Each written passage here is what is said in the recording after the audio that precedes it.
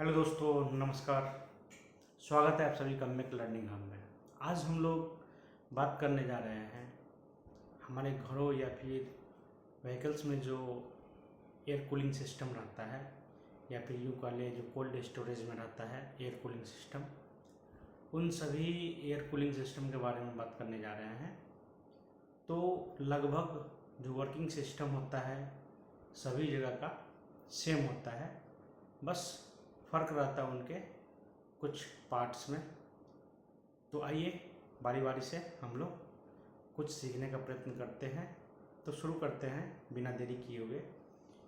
तो सबसे पहले हम लोग को समझना होगा कि आखिर जो एयर रूम या फिर व्हीकल्स चैम्बर के अंदर जो आता है, तो एयर फ्रेश एयर को कूलिंग किया जाता है या फिर उसी एयर को सर्कुलेट किया जाता है। तो इनको हम लोग दो कैटेगरी में बांटते हैं। पहला, हम लोग आज रूम में जो कूलिंग सिस्टम लगा रहता है उसका बात नहीं कर रहे हैं। जो व्हीकल्स में लगा रहता है, जो गाड़ी के अंदर में लगा रहता है, उस कूलिंग सिस्टम के बारे में हम लोग बात करेंगे।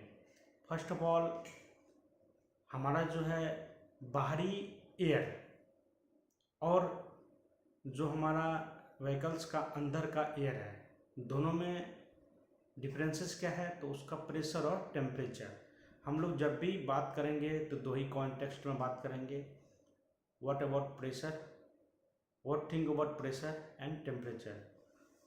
जब भी हम प्रेशर डिफरेंस देखेंगे तो मेरे ब्रेन में यही चीज़ आना चाहिए, due to pressure difference air move करेगा।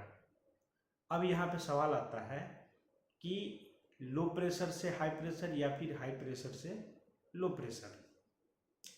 तो ऐसे हम लोग एज्यूम करते हैं कि एटमॉस्फेरिक प्रेशर जो है उसका प्रेशर हाई है, ज़्यादा है, और जो हमारे व्हीकल्स में प्रेशर, व्हीकल्स के अंदर केबिन में जो प्रेशर आना चाहिए उसका प्रेशर हम लोग कितना रखें या फिर कैसे करें।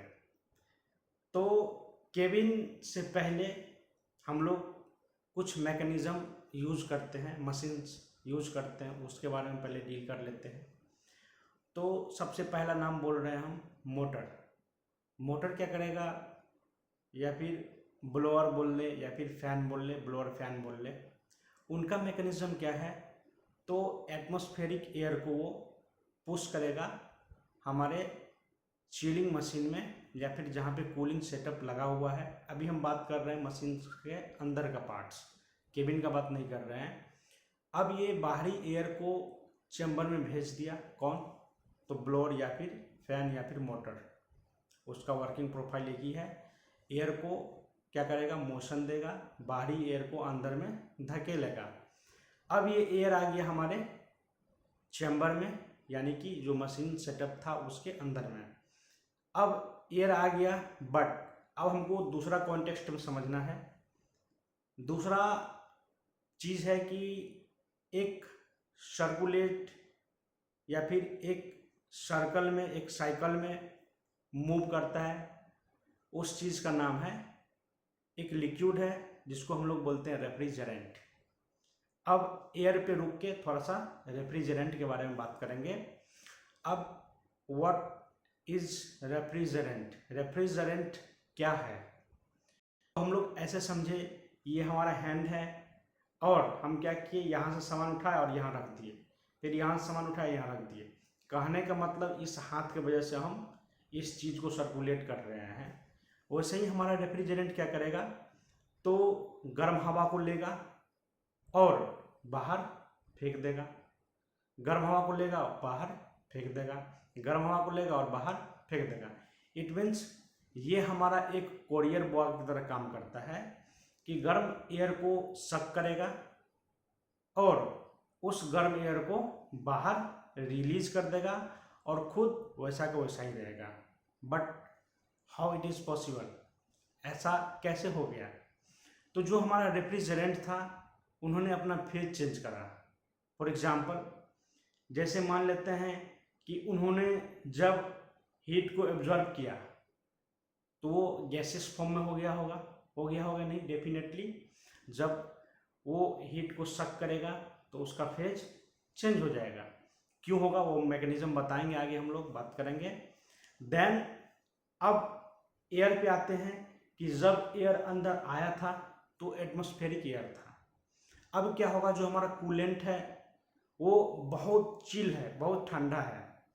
तो आप ऐसे सोचिए कि आप पंखा लगा लिए और कोई हल्का हल्का पानी वहाँ पे छिड़क रहा है, और वो जो आपका पंखा का हवा है वो पानी से क्रॉस होके आपके शरीर पे आ रहा है। यानी कि पंखा लगा हुआ है, फिर उसमें कोई पानी छिड़क रहा है हल्का हल्का, अब ये एयर हमारी तरफ आ रहा है तो क्या होगा, हवा हमारा कैसा लगेगा, ठंडा रहेगा। उसी तरह से जो हम बोल रहे हैं रेफ्रिजरेंट, रेफ्रिजरेंट जब इवेपोरेट होके उस सर्कुलेट फॉर्म में सर्कुलेट करता है, देन एयर उससे क्रॉस होके हमारा जो केबिन था व्हीकल्स का, उस केबिन के अंदर में आता है। तो अब खुद एज्यूम कीजिए कि उस रेफ्रिजरेंट से होकर जब एयर आएगा केबिन में, देन वो क्या हो जाएगा, चिल हो जाएगा, ठंडा हो जाएगा। अब सवाल आता है कि केबिन में तो पहले से एयर रहा होगा, मतलब व्हीकल्स जो कार है उसके केबिन में तो पहले से एयर रहा होगा। अब ये हमारे पास जो आ रहा है चिल एयर, तो एयर का अमाउंट बढ़ रहा है केबिन में। तो एयर का अमाउंट बढ़ने के बाद ये एयर जाता कहाँ है, ये सोचना होगा। यहाँ पहुँच करते हैं, आप लोग सोचिएगा कि ये जो कूलिंग एयर बढ़ रहा है केबिन के अंदर में, तो फिर एयर जा कहाँ रहा है। हमारा केबिन तो पूरा ठंडा हो गया, बट वो एयर जाएगा कैसे, बाहर कैसे रिलीज हो गया, या फिर वही एयर ट्रैप होके रह गया, जबकि कंटिन्यूसली एयर केबिन में एंटर कर रहा है। क्यों? क्योंकि हम बाहर से एयर लेके अंदर एयर भेज रहे हैं, ऐसा नहीं कि उसको सर्कुलेट कर रहे हैं। ऐसा होगा जब हमारे घरों में एसी रहेगा, तो उसका जब कॉन्सेप्ट बताएंगे तो वहाँ एयर बाहर से नहीं आता है, रूम टेम्परेचर पर जो एयर रहेगा उसी एयर को सर्कुलेट करके कूल करके वापस रूम में भेजा जाता है। बट अभी हम लोग बात कर रहे हैं व्हीकल्स में जो एयर कंडीशनिंग लगा रहता है उसके बारे में। अब कूलेंट के बारे में थोड़ा सा और विचार विमर्श कर लेते हैं, बातचीत कर लेते हैं। जो हमारा कूलेंट है, कूलेंट एक लिक्विड द्रव पदार्थ है जो बाहर नहीं निकलता है, उसका एक सर्कुलर सिस्टम है, उसी में वो सर्कुलेट करता है, और उसी सर्कुलेट के कारण जो हमारा एयर है जब उससे पास आउट होगा, जब उससे टकरा के केबिन में आएगा तो वो ठंडा हो जाएगा। अब यहाँ पे दो चीज़ था, एयर बाहर से ला रहे हैं और अंदर भेज रहे हैं, और दूसरा था रेफ्रिजरेंट। यदि रेफ्रिजरेंट ना रहे तो क्या ये पॉसिबल है? तो जवाब है नहीं। विदाउट रेफ्रिजरेटर या विदाउट रेफ्रिजरेंट हम लोग जो है कूलिंग सिस्टम नहीं कर पाएंगे। हाँ, हो सकता है कई जगह वाटर यूज किया गया हो तो कूलिंग सिस्टम आसान हो गया हो, लेकिन उस वाटर को रेफ्रिजरेंट ही बोला जाता है। जैसे यहाँ पे हम लोग बोल रहे हैं रेफ्रिजरेंट, तो उसी तरह उसके जगह पर वाटर यूज किया गया हो, बट वो भी किसी कैटेगरी में आएगा, रेफ्रिजरेंट की कैटेगरी में। बट इतना इजी नहीं है, वो आगे हम लोग बात करेंगे। अभी के कॉन्टेक्स्ट में हम लोग बात करने जा रहे हैं कि ये जो रेफ्रिजरेंट सर्कुलेट करा तो क्या क्या हुआ और किन किन कारणों से ये संभव हुआ। तो सबसे पहले बात करते हैं हम लोग कि कंप्रेसर जो लगा रहता है, तो कंप्रेसर का यूज क्या है। हम लोग अर्लियर वीडियो में भी देखे हैं, कंप्रेसर क्या करेगा, तो जो हमारा फ्लूइड है या फिर लिक्विड है या फिर गैसेस है उसको हाईली टेम्परेच करके या फिर कंप्रेस करके उसका प्रेशर इंक्रीज कर देगा, टेम्परेचर इंक्रीज कर देगा। देन ये जो है क्या होगा, कंडेंस होगा। ये नेक्स्ट प्रोसेस में क्या हो जाएगा, कंडेंसेशन। कंडेंसेशन में उसका फेज चेंज हो जाएगा, गैसेस से लिक्विड, यानी कि जो गैसेस फॉर्म में था अब वो क्या हो गया, लिक्विड हो गया। अब ये जो है लिक्विड एक्सपेंशन वाल्व के थ्रू एंटर करेगा। जैसे ही वो एक्सपेंशन वाल्व में एंटर करेगा, देन उसका जो प्रेशर और टेम्परेचर है बहुत लो हो जाता है। अब आप लोग पॉज करके देखिए, इसी पॉइंट पे एक्सपेंशन वाल्व के जब निकलेगा, हम बात कर रहे हैं रेफ्रिजरेंट के बारे में, जो द्रव उस सिस्टम में सर्कुलेट कर रहा है उसके बारे में, वो बाहर नहीं निकलेगा। तो जब वो एक्सपेंशन वाल्व के थ्रू अपना आगे मूवमेंट करेगा तो उसका टेम्परेचर बहुत कम हो जाता है और उसी दरमियान एक्सपेंशन होता है, यानी कि जब एयर आएगा, अब पाइप में क्या है तो हमारा टेम्परेचर लो है, तो अब ये एयर के गर्मी को क्या करेगा, सोखेगा। मतलब एयर में जितने गर्म चीज़ है उसको ये एब्जॉर्ब करेगा। कौन? रेफ्रिजरेंट, जो द्रव पदार्थ सर्कुलेट कर रहा है। अब इस हवा से वो गर्मी सोख लिया, अब ये हवा जो है मोटर के प्रेशर के थ्रू आगे मूव करेगा, जो केबिन में आ जाएगा, और ये जो कॉरियर बॉय था जिसको रेफ्रिजरेंट बोले थे हम लोग, ये वापस उस गर्मी को लेके कहाँ चला जाएगा, तो आगे चला जाएगा कंप्रेसर में। ओके, तो इस तरह से ये वापस सर्कुलेट करता है रेफ्रिजरेंट, और एयर लगातार इंटर करते रहता है और हमारा जो केबिन है वो कूल रहता है, ठंडा रहता है। तो इस तरह से हम लोग देखें कि रेफ्रिजरेंट का वर्क क्या था, तो सिर्फ सर्कुलेट करना, एक कॉरियर बुआ जो एयर से गर्मी सक करेगा, देन उस एयर को फिर केबिन में भेजेगा। ये रेफ्रिजरेंट का काम नहीं है केबिन में भेजना, ये दोनों अलग अलग चीज़ें हैं। यानी कि एयर जो आ रहा है तो वो जो ब्लोअर फैन था उसके वजह से अंदर आ रहा है, केबिन के अंदर आ रहा है, बट जो कूलिंग हो रहा है वो मोटर या फिर ब्लोअर फैन की वजह से नहीं हो रहा है, वो हो रहा है कूलेंट की वजह से। कूलेंट क्या है इसमें, तो रेफ्रिजरेंट। रेफ्रिजरेंट क्या है, एक लिक्विड है, वो तरह तरह का हो सकता है। एक अलग वीडियो में हम डिफरेंट टाइप्स ऑफ रेफ्रिजरेंट बताएंगे। अभी आपको बस सिर्फ इतना समझना है कि एक लिक्विड फॉर्म में रहता है जो सर्कुलेट करेगा, वो हवा का गर्मी सक करेगा, देन हवा एंटर करेगा केबिन में और ये गर्मी लेके वापस चला जाएगा बाहर। अब सवाल आता है कि ये जो हमारा कंप्रेसर था ये सिर्फ कंप्रेस करके आगे मूव किया या फिर बाहर में छोड़ा, तो यहाँ पे हम लोग दो चीज़ सीखेंगे। जो हमारा रेफ्रिजरेंट था उसको वापस धकेल देता है आगे उसका फेज चेंज के लिए, मतलब कंडेंसेशन होगा उसका, फिर से वापस फेज चेंज हो जाएगा। बट उन्होंने रेफ्रिजरेंट ने जो गर्मी सक करा था, जो हीट एब्जॉर्ब किया एयर से, उस हीट को वो जो है एटमॉस्फेयर में वापस बाहर फेंक देता है। यानी कि यहाँ से सोचने वाली बात है कि जब एटमॉस्फेरिक एयर आया अंदर तो रेफ्रिजरेंट उसको चिल किया, उसका गर्मी खुद एब्जॉर्ब कर लिया, अब उस गर्मी को क्या करेगा, बाहर फेंकेगा।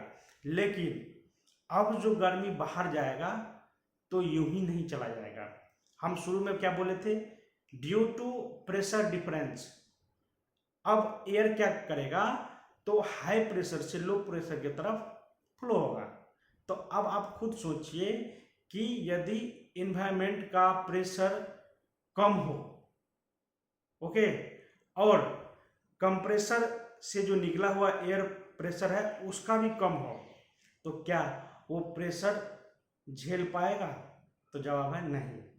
यानी कि बात ये हुआ कि एटमॉस्फेरिक प्रेशर जब ज़्यादा होगा और कंप्रेसर का प्रेशर जब कम होगा तो एयर बाहर नहीं जाएगा। इसका मतलब हुआ जो बाहरी टेम्परेचर है तो कंप्रेसर उस एयर कंप्रेसर के तुलना में अधिक प्रेशराइज करके बाहर फेंकता है। मतलब कूलिंग सिस्टम के बाद जो एयर बाहर जाता है वो बाहरी तापमान से अधिक गर्म होता है। कहने का मतलब जिस सिस्टम में लगा हुआ है कूलिंग सिस्टम उसको तो ठंडा करेगा, बट उसके बदले में इन्वायरमेंट मतलब बाहर में और ज़्यादा गर्मी पैदा करेगा, ऐसा बोल सकते हैं हम लोग। क्यों? क्योंकि जब तक हाई प्रेशर नहीं होगा तब तक वो लो की तरफ फ्लो नहीं होगा एयर। इट मीन्स जब हमारा कंप्रेसर से हीट बाहर निकलेगा तो इसका मतलब इसका प्रेशर ज़्यादा है, मतलब कंप्रेसर जो एयर निकाल रहा है उसका ज़्यादा है और वातावरण का प्रेशर कम है। उसी के वजह से यहाँ से हीट बाहर में ट्रांसफ़र करेगा। तो ये बात ध्यान रखना है, जब भी हीट ट्रांसफ़र होगा तो हाई प्रेशर से हाई टेम्परेचर से लो की तरफ, लेकिन जब हम एयर के कॉन्टेक्स्ट में बात करते हैं तो हाई प्रेशर से लो प्रेशर की तरफ, हाई टेम्परेचर से लो टेम्परेचर की तरफ।